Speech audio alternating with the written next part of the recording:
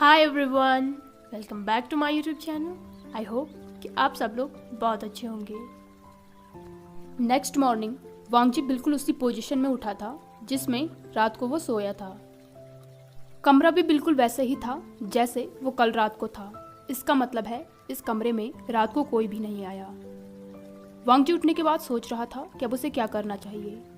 अगर वो अपने घर में होता तो वो अपना दिन प्रिपेयर करता कि उसे अपनी स्वॉर्ड प्रैक्टिस के लिए कब जाना है, ब्रेकफास्ट कब करना है और कब बाकी काम करने हैं। लेकिन यहाँ पर तो उसे कुछ भी समझ नहीं आ रहा। वांगजी इस बात से भी खुश था कि उसकी बीचेन अभी भी उसके पास है और उसे उससे छीना नहीं गया।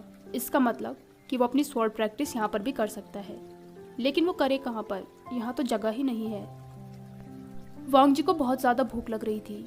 उसने रियलाइज़ किया कि रात को उसने डिनर नहीं किया और ना ही उसे किसी ने इन्फॉर्म किया। क्लाउड ड्रेसेस में तो एक फिक्स टाइम होता है डिनर करने का और बेल से उन्हें पता चल जाता है कि उन्हें कब डिनर करना है। वांगजी को नहीं पता था कि क्या वो अपनी मर्जी से इस कमरे से बाहर आ जा सकता है या फिर नहीं। इसलिए वो थोड़ी देर वहीं पर बैठा रहा। उसने सोचा कि अभी उसे मेडिटेशन करना चाहिए। वांगजी को मेडिटेशन करते करते 3 घंटे हो गए थे और अभी तक उसके रूम में कोई भी नहीं आया था। वांगजी को अब बहुत ज़्यादा भूख लग गई थी, इसलिए वो खुद ही अपने चैम्बर से बाहर आ गया। वांगजी हॉलवे में गया। वहाँ बहुत ज़्यादा अंधेरा था, लेकिन वो पैलेस बहुत छोटा था, इसलिए 2-4 रॉन्ग टर्न लेने के बाद वांगजी दरवाजे तक पहुँच ही गया। वो सरप्राइज था क्योंकि उसे वहाँ पर किसी ने भी नहीं रोका था। इसका मतलब कि वो यहाँ पर एक प्रिजनर नहीं है। वांगजी ने देखा कि कुछ दूरी पर कुछ फार्मर्स काम कर रहे हैं। आज से पहले वांगजी ने कभी भी फार्मर्स को काम करते हुए नहीं देखा था। क्लाउड ड्रेसेस में भी वो खेती नहीं करते थे, बल्कि माउंटेन के आसपास के गांवों के फार्मर्स से अपनी ज़रूरत का सामान खरीद लेते थे। और वांगजी को तो कहीं बाहर जाने की परमिशन थी ही नहीं, इसलिए उसे नहीं पता है कि फार्मिंग कैसे करते हैं। वो कुछ देर उन फार्मर्स को काम करते हुए देखना चाहता था, लेकिन उसे इतनी भूख लगी थी कि वो वहाँ पर रुक ही नहीं पाया। उसने 2 दिन पहले वेवुशियान के साथ खाना खाया था। उसके बाद से उसने कुछ भी नहीं खाया। वांगजी वापस पैलेस की तरफ चला गया, जो कि बिल्कुल खाली था। वो किचन की तरफ जाने ही वाला था कि तभी वेंचिंग ने उसे ढूंढ लिया। वो कहती है, तो तुम यहाँ पर हो? मुझे माफ़ कर दो गोंगसे, मैं आपका ब्रेकफास्ट भेजना भूल गई। वो क्या है ना, हमारे यहाँ पर विजिटर्स थोड़ा कम आते हैं, इसलिए मुझे याद नहीं रहा। उसकी बात सुनकर वांगजी कहता है, ब्रेकफास्ट? उसने देखा तो आधा दिन हो चुका था। इस पर वेंजिंग कहती है, वो यीलिंग लाउजा थोड़ा देर से उठते हैं, इसलिए हम लोग लेट ही ब्रेकफास्ट करते हैं। वांगजी ने नोट किया वो खुद को इस स्ट्रेंज से प्लेस पर ढालने की कोशिश कर रहा था। तभी वेंचिंग कहती है, अगली बार से मैं कुक से कह दूंगी कि वो आपका खाना जल्दी तैयार कर दे। आप विलेजर्स के साथ खाना खा सकते हैं, वो जल्दी उठ जाते हैं। वांगजी उससे कहता है, विलेजर्स के साथ? इस पर वेंचिंग कहती है, क्यों, क्या हुआ? आप विलेजर्स के साथ खाना नहीं खा सकते? एक्चुअली क्या है कि ये विलेजर्स हमारे साथ ही खाना खाते हैं। इस पर वांगजी कहता है, नहीं नहीं, कोई प्रॉब्लम नहीं है। वो मैंने एक्सपेक्ट नहीं किया था कि विलेजर्स भी आप लोगों के साथ ही खाना खाते होंगे। वेंचिंग सार्कास्टिकली कहती है, ये प्लेस ट्रीजर से भरा हुआ है। वैसे भी विलेजर्स ही हैं जो कि आपके लिए खाना बनाएंगे, इसलिए मैं आपको सजेस्ट करूँगी कि आप उनके साथ रिस्पेक्ट से पेश आइएगा। वांगजी ने वेंचिंग की तरफ देखकर ब्लिंक किया और फिर उसने नोट किया। वांगजी वेंचिंग के बहुत पास खड़ा था, लेकिन उससे किसी भी तरीके की सेंट नहीं आ रही थी। वांगजी समझ गया था कि वेंचिंग ज़रूर एक बीटा है। वेंचिंग वांगजी के साथ उसका खाना लेकर उसके चैम्बर में गई। वांगजी ने उससे पूछा कि उसे यहाँ पर क्या करना चाहिए। इस पर वेंचिंग ने उससे कहा कि अगर उसके पास कोई काम है या फिर कोई स्किल है तो वो उस पर काम कर सकता है। तभी वांगजी ने उससे कहा कि यीलिंग लाउजा उसके पास कब तक आएगा। इस पर वेंचिंग ने उससे कहा कि उसे नहीं पता है। यीलिंग लाउजा तभी आएगा जब वो चाहेगा। इसलिए अगर वांग जी के पास कोई भी काम नहीं है तो वो यहाँ पर मदद कर सकता है। इसके बाद वेंचिंग बिना कुछ कहे वहाँ से चली गई। इसी तरीके से बहुत सारे दिन बीत गए थे, लेकिन यीलिंग लाओजा वांग जी के पास नहीं आया था। इस चीज़ से वांग जी भी बहुत ज़्यादा एंग्जियस था, इसलिए उसने जैसा वेंचिंग ने कहा था वैसा किया। वो वहाँ पर फार्मर्स की मदद करने लगा। उसने ऐसा काम पहले कभी नहीं किया था, लेकिन वो यहाँ पर ट्राई कर सकता था। पहले पहले तो ये सब कुछ वांग जी के लिए बहुत ही ज़्यादा ऑकवर्ड था, क्योंकि वो लोग बहुत ही ज़्यादा रफ थे और वांग जी ने ऐसा काम कभी नहीं किया था, ना ही उसने पहले ऐसे लोगों से कभी बात की थी। लेकिन धीरे धीरे वांग जी उनके साथ बात करने लगा। वांग जी एक ओमेगा था, इसलिए उसे हमेशा लोगों से अलग रखा गया। लेकिन यहाँ पर तो सारे विलेजर्स एक साथ थे। पता ही नहीं चल रहा था कि कौन अल्फ़ा है, कौन बीटा और कौन ओमेगा। यहाँ पर अल्फ़ा, बीटा और कुछ रियर ओमेगा एक साथ ही थे, और ना ही वो एक दूसरे से अपनी सेंट को छुपा रहे थे। वांग जी ने आज से पहले ऐसा प्लेस कभी भी नहीं देखा था। पहले पहले तो उसे लगा था कि ये प्लेस कर्स्ड है, इसलिए यहाँ के लोग ऐसे हैं। लेकिन जैसे जैसे उसने ब्लेजर्स के साथ रहना स्टार्ट किया, उसे महसूस हुआ कि यहाँ पर प्राइड के लिए कोई जगह नहीं है। यहाँ पर लोग मिलजुल कर काम करते हैं, क्योंकि उन्हें नहीं पता कि उन्हें अगला खाना मिलेगा या फिर नहीं। जब आपका ध्यान सिर्फ सर्वाइवल पर हो, तब प्राइड और डिजिग्नेशन के लिए कोई भी जगह नहीं रहती। इसी तरीके से वांग जी के दिन बीत रहे थे। रात को सोने से पहले हमेशा उसे यही डर रहता था कि शायद आज यीलिंग लाओजा उसके पास आएगा, लेकिन ऐसा कुछ भी नहीं हुआ। ये चीज़ वांग जी को बहुत ज़्यादा एंग्जियस कर रही थी। अब वांग जी के लिए बहुत ज़्यादा हो गया था, इसलिए एक मॉर्निंग वो सुबह सुबह वेंचिंग को ढूंढने गया। उसने देखा कि सारे विलेजर्स ने खाना खा लिया है। जब उसने वेंचिंग के बारे में पूछा तो उन्होंने उसे वेंचिंग के चैम्बर में भेजा। पहले तो वांग जी ने हेजिटेट किया, लेकिन बाद में उसने वेंचिंग के चैम्बर का दरवाज़ा खोल दिया। वहाँ से मेडिसिनल हर्ब की स्मेल आ रही थी। वांग जी अंदर गया तो उसने देखा कि वहाँ पर एक लड़का है। वांग जी को उसकी स्मेल से पता चल गया था कि वो एक अल्फ़ा है। तभी वो लड़का कहता है, हेलो। वांग जी ने उसे बो किया। उसने पूछा कि वो वेंचिंग को ढूंढ रहा है। तभी वो उस लड़के के चेहरे पर एक स्माइल आ गई। वो कहता है, शिजी अभी थोड़ा सा बिजी है, वो अभी अपने ऑफिस में है। क्या तुम थोड़ा देर वेट कर सकते हो? वो तुमसे तब मिलेंगी जब वो फ्री होंगी, वरना वो बहुत फ्रस्ट्रेट हो जाएंगी। वांग जी अभी ही वेंचिंग से मिलना चाहता था, लेकिन वो जानता है कि इस तरीके से उसे डिस्टर्ब करना भी सही नहीं होगा। इसलिए वांग जी ने कहा कि क्या वो यहाँ पर वेट कर सकता है, क्या उस लड़के को कोई प्रॉब्लम तो नहीं। इस पर वो लड़का कहता है, नहीं नहीं, आप वेट कर सकते हैं। वो कफ कर रहा था। जब वांग जी ने उसकी तरफ देखा तो वो कहता है, वो मेरी तबीयत थोड़ी सी ख़राब है, इसलिए आप चिंता मत कीजिए। वांग जी उस लड़के को ही देख रहा था। उसके कपड़े बिल्कुल वेंचिंग की तरह थे, रेड कलर के, जिन पर ब्लैक एम्ब्रॉयडरी थी। वांग जी कहता है, मुझे माफ़ कर दीजिए, मेरा नाम लान वांग जी है। क्या वेंचिंग आपकी शिजिए है? इस पर वो लड़का कहता है, ओ हाँ, मेरा नाम वेनिंग है और वो मेरी शिजिए है। वांग जी वहीं पास ही में बैठ गया। वेनिंग स्माइल के साथ उसे देख रहा था। वो कहता है, मैंने सुना कि आप हमारे साथ ही रह रहे हैं, आपको यहाँ कैसा लगा? वांग जी के चेहरे पर थोड़ा कंफ्यूज लुक था। वेनिंग हंसते हुए कहता है, मैंने सुना कि आप विलेजर्स की भी मदद कर रहे हैं। इस पर वांग जी ने नोट किया। वेनिंग का चेहरा पेल तो था, लेकिन उसके चेहरे पर एक ब्राइट सी स्माइल थी। वो कहता है, विलेजर्स बहुत खुश होंगे, उन्हें मदद जो मिल रही है। यहाँ की ज़मीन बहुत ही हार्ड है, जिस पर काम करना बहुत मुश्किल है। इस पर वांग जी ने भी एग्री किया। वेनिंग और वांग जी ने थोड़ी देर बात की। दोनों को ही एक दूसरे की कंपनी बहुत अच्छी लग रही थी। वेनिंग बातें किए जा रहा था, बीच बीच में वो कफ भी कर रहा था। थोड़ी देर बाद वेंचिंग अंदर आई। उसने देखा कि वांग जी वेनिंग के साथ वेट कर रहा है। उसने कहा, तो तुम यहाँ हो, वांग जी ने वेंचिंग को बो करके कहा, लेडी वेन, मैं आपसे येलिंग लाउजा के बारे में बात करना चाहता हूँ। वेंचिंग ने नोट किया और वो कमरे से बाहर चली गई।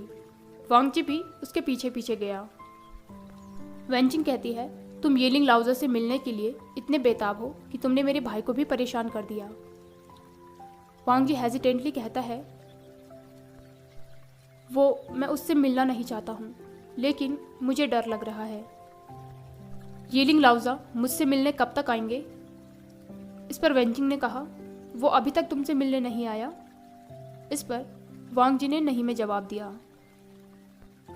इस पर वेंचिंग ने उससे कहा कि मैंने तुमसे कहा था ना कि जब उसका मन होगा वो तभी आएगा। इस पर वांग जी कहता है कि वो सिर्फ कंसर्न है कि वो कब तक आएंगे। वेंचिंग के चेहरे पर एक सिंपैथी वाला लुक आ गया। वो वांग जी की तरफ देखकर कहती है, मुझे नहीं पता कि वो तुमसे मिलने कब तक आएगा। वो आएगा भी या नहीं, ये सब कुछ उसकी मर्जी पर डिपेंड करता है। लेकिन मैं देखती हूँ कि मैं तुम्हारे लिए क्या कर सकती हूँ। वांग जी ने नोट करके उसे थैंक्स किया।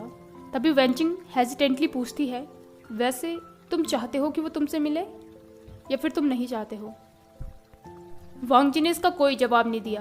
तो वेंचिंग कहती है, मैं उससे कहूँगी कि वो आज रात तुमसे मिलने आ जाए। अब वो आएगा या फिर नहीं आएगा ये मुझे नहीं पता, लेकिन मैं उसे पूछ सकती हूँ। वांग जी ने वेंचिंग को बो किया। उस रात फिर से वांग जी येलिंग लाउजा का वेट करने लगा। वो बहुत ज़्यादा नर्वस था और बहुत ज़्यादा डर भी रहा था। ऐसा पहली बार था कि वो किसी अल्फा के साथ अकेले होने वाला था। वांग जी के दिमाग में बहुत सारे थॉट्स चल रहे थे। वो अपनी मैरिज के बारे में सोच रहा था। वो सोच रहा था कि उसने कभी नहीं सोचा था कि उसका वर्च्यू इस तरीके से जाएगा। वो खुद में ही कहता है कि एक डीमन को सोने की ज़रूरत भी पड़ती होगी। क्या वो डीमन वांग जी से ऐसा एक्सपेक्ट कर रहा होगा जैसे कि वो उसकी ब्राइड है और उसका वेट कर रही होगी? वांग जी जानता है कि वो ऐसा कुछ भी नहीं कर सकता है। वो इतना सॉफ्ट नहीं है जो कि किसी के हाथों की कठपुतली बन जाए। लेकिन वो येलिंग लाउजा को भी अभी डिसअपॉइंट नहीं कर सकता है, क्योंकि ये उसके सेक्ट की बात है। भले ही वो एक ओमेगा हो, लेकिन वो किसी की प्लेथिंग नहीं बनेगा। कमरे में चारों तरफ लालटेन्स जले हुए थे और वांग जी को बहुत ज़्यादा नींद आ रही थी। वो समझ गया था कि आधी रात तो हो गई है। उसका चैम्बर अभी बहुत ही ज़्यादा क्वाइट था। वैसे तो जिंगशी भी ऐसी ही है, लेकिन आज से पहले वो जिंगशी से बाहर कभी भी इतने ज़्यादा दिनों तक नहीं रहा है। कमरे में हल्की लाइट्स की वजह से वांग जी को कुछ शेडोज़ दिख रही थी। वांग जी को इतनी ज़्यादा नींद आ रही थी कि उसे नहीं पता था कि ये कोई इल्यूजन है या सच में वहाँ पर कुछ है। फिर से वांग जी की आंखें बंद हो रही थी और वो ज़बरदस्ती उन्हें खुला रखने की कोशिश कर रहा था। वांग जी सोचता है कि उसे जागे रहना पड़ेगा अपनी सेक्ट के लिए। वांग जी के दिमाग में इन सब के अलावा और कुछ भी नहीं चल रहा था। वो गहरी नींद में चला गया था। थोड़ी देर बाद उसने स्लोली अपनी आंखें खोली। चारों तरफ अंधेरा था। ये देखकर वांग जी पैनिक हो गया। वो सोचता है कि वो कहाँ पर है। फिर उसने रियलाइज़ किया कि वो ब्यूरियल माउंट्स में है और ये वही बेड है जिसमें वो अभी अभी वेट करते करते सो गया था। वांग जी को वहाँ पर एक अजीब सी स्मेल फील हो रही थी। शायद अभी भी वो अपने ही चैम्बर्स में है, लेकिन आज यहाँ पर जो अंधेरा है वो बिल्कुल अननेचुरल है। तभी उसे उस अंधेरे में कुछ फुट स्टेप्स की आवाज़ आई और किसी ने चकल किया। शायद ये येलिंग लाउजा है जो यहाँ पर आ गया है। तभी येलिंग लाउजा ने कहा, लगता है कि मैं अपने लिटिल ओमेगा के लिए थोड़ा सा लेट हो गया। वांग जी को ये वर्ड बहुत ही ज़्यादा गुस्सा दिलाता है। उसे सबसे नफरत है। तभी येलिंग लाउजा फिर से कहता है, लेकिन चिंता करने की कोई बात नहीं, अब मैं यहाँ पर आ गया हूँ ना। वांग जी को महसूस हो रहा था कि वो उसके करीब आ रहा है, लेकिन कमरे में इतना अंधेरा था कि उसे कुछ भी नहीं दिखाई दे रहा था। जैसे ही वांग जी को अपने कंधे पर कुछ महसूस हुआ, डर की वजह से उसका सारा शरीर कांपने लगा। उसे पता है कि ये कोई ह्यूमन टच नहीं है। ऐसा लग रहा है जैसे हवा ने उसे छुआ हो। वो हवा वांग जी के कंधे से लेकर उसकी बैक तक गई। तभी वांग जी ने कहा, सामने आओ मेरे। इस बात पर येलिंग लाओजा हंसने लगा। पूरे चैम्बर में उसकी हंसी गूंज रही थी। वो कहता है, तुम में इतनी हिम्मत है कि तुम मेरी दया पर यहाँ हो और मुझसे रिक्वेस्ट करने की हिम्मत कर रहे हो। वांग जी ने टाइटली अपनी मुट्ठियों को कस लिया, लेकिन वो पीछे नहीं हटा। तभी वांग जी ने महसूस किया कि वो अंधेरा धीरे धीरे कम हो रहा है। उसे धीरे धीरे अपना बेड दिखाई देने लग गया है। थोड़ी देर में लालटेन जलने लगे और पूरे कमरे में उजाला हो गया। वांग जी के सामने येलिंग लाओजा खड़ा था, अपने ह्यूमन फॉर्म में। उसका चेहरा अभी भी उस सिल्वर मास्क से ढका हुआ था। वो टॉल और स्लिम था। उसने ब्लैक कलर के रोब्स पहन रखे थे जिन पर रेड एम्ब्रॉयडरीज थी। उसके इनर गारमेंट्स भी रेड कलर के थे। उसकी सेंट में एक बिटरनेस थी। वांग जी समझ गया था ये डीमन भी एक अल्फा है। वांग जी को उससे एक इंटेंस पावर फील हो रही थी। वांग जी बेड में बैठा हुआ था। वो खड़ा हुआ। वो अभी भी अपने सुबह वाले रोब्स में था। उसने येलिंग लाओजा को बो करके कहा, थैंक यू। इस पर येलिंग लाओजा ने कहा, तुम्हें इस थैंक यू को किसी ग्रेट पावर के लिए सेव करके रखना चाहिए। इस पर वांग जी कहता है, तुमने मेरी रिक्वेस्ट को एक्सेप्ट किया है, इसलिए मैं तुम्हें थैंक यू कह रहा हूँ। ये सुनकर येलिंग लाओजा के चेहरे पर एक स्मिक आ गई। उसके लिप्स पीच की तरह सॉफ्ट थे, लेकिन उनमें एक बिटर एक्सप्रेशन था। वो कहता है, तो क्या तुम उन सभी सर्वेंट्स को भी थैंक यू कहते हो जो तुम्हारा हर काम करते हैं, और उन कुक्स को भी जो तुम्हारे लिए खाना बनाते हैं, उन सभी लोगों को जो तुम्हारा हर छोटा बड़ा काम करते हैं। वांग जी जानता था कि ये येलिंग लाओजा उसे मोक कर रहा है। वांग जी उससे कहता है, मेरे क्लैन में हम अपना काम खुद से करते हैं और किचन में यंग डिसिपल्स मदद करते हैं। अगर मुझे अपॉर्चुनिटी मिली तो मैंने थैंक यू ज़रूर कहूँगा। येलिंग लाओजा फिर से हंसा, लेकिन उसकी हंसी में अभी सरप्राइज था। वो कहता है, लिटिल ओमेगा, कि तुम मुझे अपना नाम नहीं बताने वाले हो। वांग जी उससे अपना नाम तो नहीं बताना चाहता था, लेकिन अगर वो इसे अपना नाम नहीं बताएगा तो उसे पता कैसे चलेगा कि वांग जी कौन से सेक्ट से है और उसे किस सेक्ट की मदद करनी है। वांग जी ने हेजिटेट करते हुए कहा, मैं लान वांग जी हूँ, गुसू के लैन क्लैन से। इस पर येलिंग लाओजा कहता है, लान वांग जी, लान वांग जी, मैंने लोगों को तुम्हें बुलाते हुए सुना है हंगुंजुन टाइटल से। तुम्हारी ब्यूटी के बारे में मैंने जो कुछ भी सुना था लगता है वो सच है। तुम्हारी खूबसूरती से ये कमरा जगमगा उठा है। वांग जी के अंदर बहुत से इमोशंस उमड़ रहे थे। वो कहता है, मैं कभी भी नहीं चाहता हूँ कि लोग मुझे मेरे अपीयरेंस से जाने। इस पर येलिंग लाओजा कहता है, तो फिर तुम क्या चाहते हो कि लोग तुम्हें कैसे जाने? वांग जी ने येलिंग लाओजा की तरफ से अपना मुंह दूसरी तरफ कर दिया। वो सोच रहा था कि ये डीमन ये डिजर्व नहीं करता कि वो वांग जी का ये सीक्रेट जाने। लेकिन तभी वांग जी को महसूस हुआ कि येलिंग लाओजा उसके बहुत पास है। वो कहता है, लिटिल ओमेगा, तुमने अपनी ज़िंदगी मुझे दे दी है, तो तुम्हें मेरे साथ थोड़ा सा ऑनेस्ट तो होना पड़ेगा। वांग जी येलिंग लाओजा से नज़रें नहीं मिलाना चाहता था। तभी उसने सुना कि येलिंग लाओजा उसके पीछे से हंस रहा है। जैसे ही वांग जी मुड़ा, उसने देखा कि येलिंग लाओजा उसके बहुत ही करीब है। वांग जी को अपने चेहरे पर उसकी वार्म ब्रेथ महसूस हो रही थी। अभी वांग जी को येलिंग लाओजा की बिटरनेस वाली स्मेल से थोड़ी कंफर्टिंग स्मेल महसूस हो रही थी। लेकिन तभी येलिंग लाओजा ने वांग जी को बेड की तरफ पुश किया। ये देखकर वांग जी को एक शॉक लगा। उसका दिल बहुत जोर से धड़क रहा था। वांग जी सोच रहा था कि क्या अब उसका वर्च्यू जाने वाला है। येलिंग लाओजा की फिंगर वांग जी के रोब्स पर थी। वांग जी ने बहुत से रोब्स पहने हुए थे। उसने वांग जी के आउटर रोब्स को खोल दिया था। वांग जी प्रोटेस्ट करने की कोशिश कर रहा था, लेकिन येलिंग लाओजा कहता है, ओह तुम नर्वस हो, चिंता मत करो, मैं तुम्हारे साथ जेंटल रहूंगा। ये सुनकर वांग जी को और भी ज्यादा डर लगने लगा। हाय एवरीवन, आई होप कि आपको ये पार्ट पसंद आया हो। अगर आपको ये पार्ट पसंद आया हो तो इसे लाइक, कमेंट, शेयर और चैनल को पक्का से सब्सक्राइब कर दीजिए। Thank you.